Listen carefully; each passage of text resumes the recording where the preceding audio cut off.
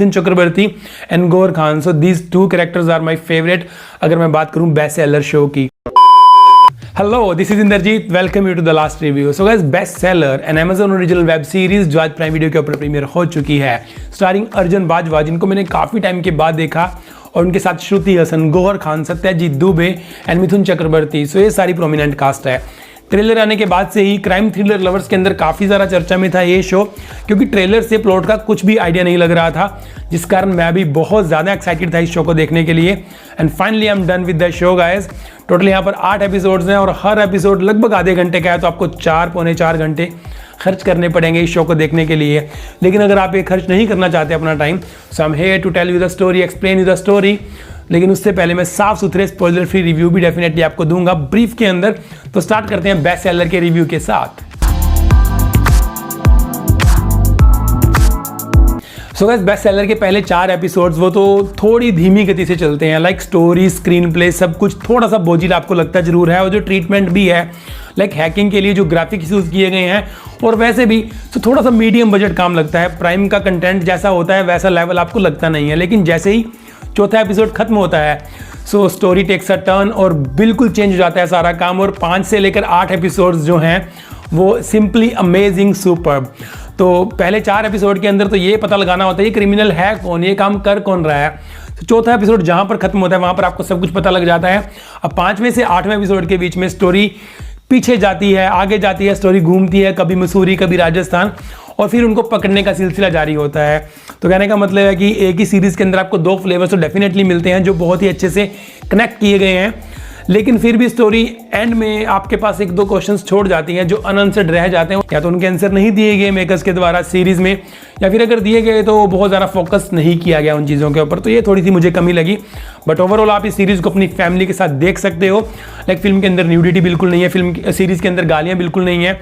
हाँ, अगर हम इंटीमेट सीन की बात करें तो सेमी इंटीमेट 1-2 सीन से हैं।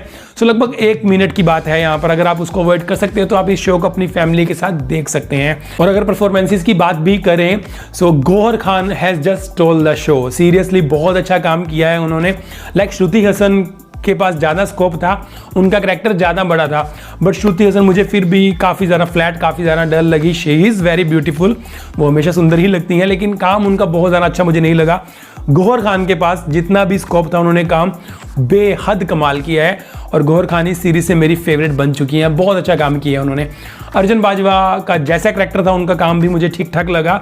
सत्यजीत दुबे ये वही है जिनको मुंबई डायरीज के अंदर भी देख चुके हैं, और काम इनका मुझे काफ़ी अच्छा लगा। मिथुन चक्रवर्ती का करैक्टर काफ़ी केयर फ्री से एक एसीपी हैं, ये पुलिस कॉप है ये। अगर मैं बात करूं Mithun Chakraborty and Gauhar Khan, so these 2 characters are my favourite अगर मैं बात करूं बेस्ट सेलर शो की। So uh green signal for best seller from my side. ये तो थे रिव्यू। अब हम आते हैं डायरेक्ट स्टोरी के ऊपर।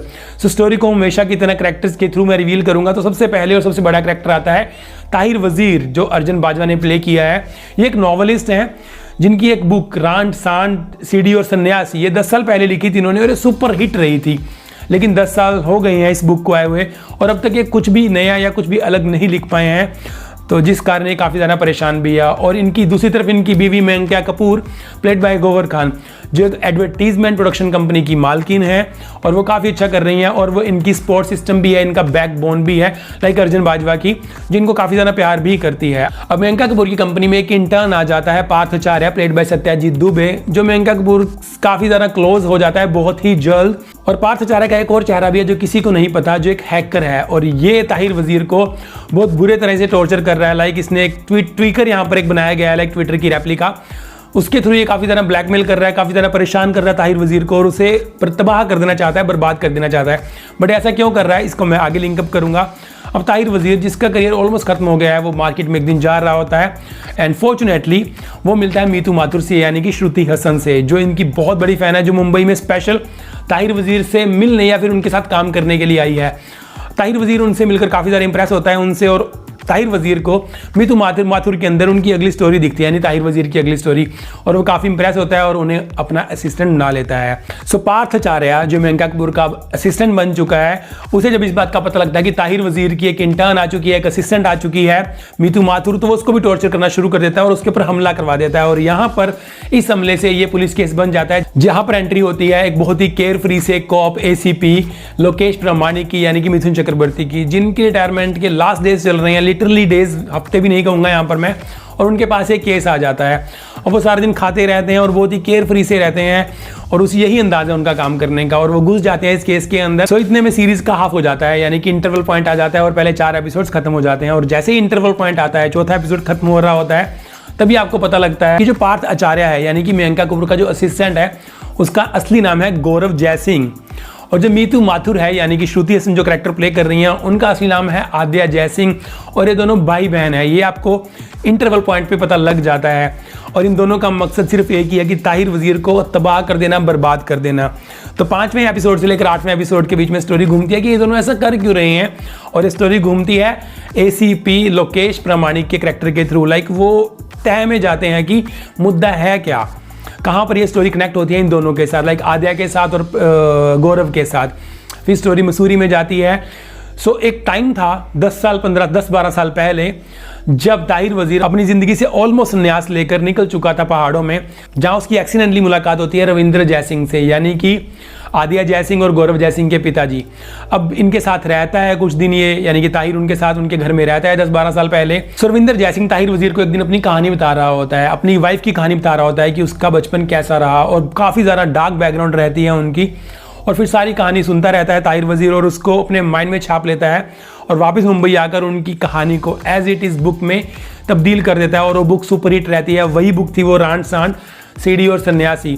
तो उस फैमिली की सारी सच्चाई वहाँ पर वो बयान कर देता है, जिस कारण वो मसूरी के अंदर रहते हैं, और मसूरी के अंदर लोग उनका जीना मुश्किल कर देते हैं, क्योंकि काफ़ी कड़वी सच्चाइयाँ उस बुक के अंदर उनकी फैमिली के बारे में लिखी होती हैं। अब लोगों के ताने सह कर और अपनी जलालत भरी ज़िंदगी से तंग आकर गौरव और आद्या के माता पिता, यानी कि रविंदर और मिसिज रविंदर जयसिंह, दोनों सुसाइड कर लेते हैं अलग अलग टाइम्स पर, अलग अलग तरीके से, जिस कारण इन दोनों बच्चों की ज़िंदगी तबाह हो जाती है। तो अब इन दोनों की लाइफ का एक ही मुद्दा होता है कि हमें ताहिर वजीर से हम बदला लेना है। लाइक उस टाइम तो काफ़ी छोटे होते हैं ये, सो अच्छी खासी प्लानिंग करते हैं, अच्छी खासी स्टडीज़ करते हैं। सो उसके बाद ये बैक इन एक्शन आ जाते हैं और ताहिर वजीर से बदला लेते हैं अपना। सो ये सारा प्लॉट है, and this is the whole concept of the show, जो मुझे सीरियसली बहुत अच्छा लगा। बट यस, स्क्रीन प्ले में थोड़ी सी मुझे कमी लगी, और डायरेक्शन भी मुझे बहुत ज़्यादा अच्छी नहीं लगी, क्योंकि एक तो जो ताहिर वजीर ने बुक लिखी थी, उस बुक के अंदर जो कैरेक्टर्स के नेम्स थे वो अलग थे। लाइक एक महेश वालिया थे और उनकी पत्नी का नाम सीमा वालिया था। तो यार ऐसे तो हज़ारों स्टोरीज छपती हैं, तो मसूरी के लोगों को ये कैसे पता लगा कि ये महेश वालिया और सीमा वालिया यही दोनों हैं, यानी कि Mrs and Mr and Mrs Jaisingh हैं? ये मुझे कॉन्सेप्ट क्लियर नहीं हुआ। हालांकि बुक की स्टार्टिंग में ही ताहिर वजीर ने क्रेडिट दिया था मिस्टर रविंदर जयसिंह को, बट फिर भी रिलेट कर पाना इन चीज़ों को मुझे थोड़ा सा ऑकवर्ड लगा। इस चीज़ को अच्छे से बनाया जा सकता था मेकर्स के द्वारा, जो मुझे लगा कि एक बहुत बड़ा ग्लिच रह गया। और दूसरा एक क्वेश्चन था कि जब आदिया यानी कि मीतू माथुर मिलती है जब ताहिर वजीर को, तो उसके यहाँ पर 3 निशान होते हैं, लाइक सुसाइड अटेम्प्ट करने वाले जो निशान होते हैं रिस्ट के ऊपर। सो वो तीनों के कारण अलग अलग बताती है उनको, हालांकि वो उसकी फिक्शनल स्टोरीज होती हैं जो उसको इंप्रेस करने के लिए सुनाती है, लेकिन रियलिटी में उसके साथ क्या हुआ था इसके बारे में नहीं दिखाया गया। हालांकि एक हल्का सा हिंट दिया गया है कि ये उसके माता पिता के कारण है निशान, मे भी उसने सुसाइड करने की कोशिश की हो, बट फिर भी उतनी ज़्यादा क्लैरिटी से नहीं दिया गया इस चीज़ का आंसर, जितनी क्लैरिटी से एक फिक्शनल स्टोरी के थ्रू दिया गया था। सो ये सब चीज़ें हैं जो मुझे थोड़ी सी लगी, और इसके अलावा भी 2-3 चीज़ें और हैं, अब शायद आप देखोगे तो आपको समझ आएगा, तो आपको लगेगा कि बहुत ज़्यादा क्लैरिटी से नई चीज़ों को समझाया गया सीरीज़ के अंदर। बट यस, ओवरऑल ये सीरीज़ का जो कॉन्सेप्ट था मुझे अच्छा लगा, इस revenge drama basically. So guys that's all about story guys. I hope कि मैं अच्छी तरह से स्टोरी को एक्सप्लेन कर पाया, और इसके अलावा भी अगर आपका कोई क्वेश्चन है तो आप मुझे कमेंट सेक्शन में पूछ सकते हो। I will try to answer that question. So guys ये थे बेस्ट सेलर के रिव्यू और स्टोरी एक्सप्लेनेशन। उम्मीद करता हूँ आपको वीडियो पसंद आई होगी। इसी तरह की वीडियोज़ के लिए, movie reviews, web series review, teaser trailer reactions के लिए आप मेरे चैनल को सब्सक्राइब भी कर सकते हैं। बेल आइकन दबाना मत भूलिएगा। मिलूंगा जल्दी अगली किसी वीडियो में। Till then bye bye, thank you for watching, stay safe.